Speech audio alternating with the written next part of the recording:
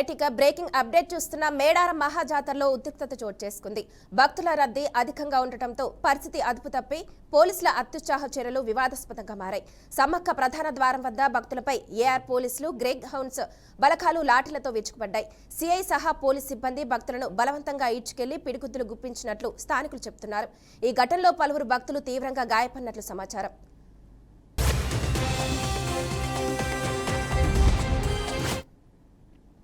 మేడారం మహాజాతర వంటి పవిత్ర కార్యక్రమంలో పోలీసులు హద్దులు దాటి ప్రవర్తించారంటూ భక్తులు తీవ్ర ఆగ్రహం వ్యక్తం చేస్తున్నారు.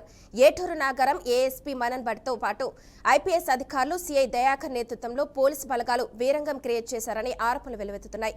అడుగడుగునా భక్తులపై లాఠీచార్జ్కు దిగటం, బలవంతపు చర్యలు చేపట్టడం ఉద్రిక్తతకు దారితీసిందని భక్తులు చెప్పారు.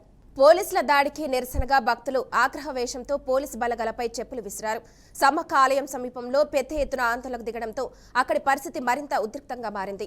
భక్తులు పోలీసుల మధ్య ఘర్షణ వాతావరణం నెలకొనడంతో జాతర ప్రాంగణంలో భయాందోళనలు ఏర్పడ్డాయి.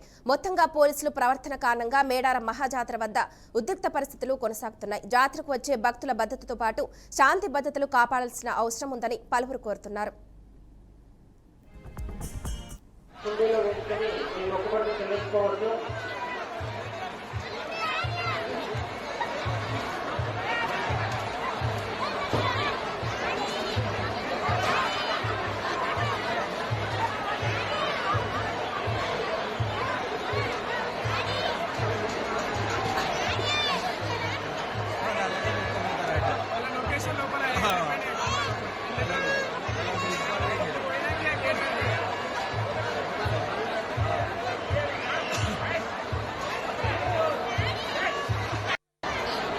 అందరికీ కూడా సూర్య క్లాసెస్ ద్వారా వచ్చిన వారికి మాత్రమే సులభతరమైన అమ్మవారి దర్శనాలు జరుగుతున్నాయి.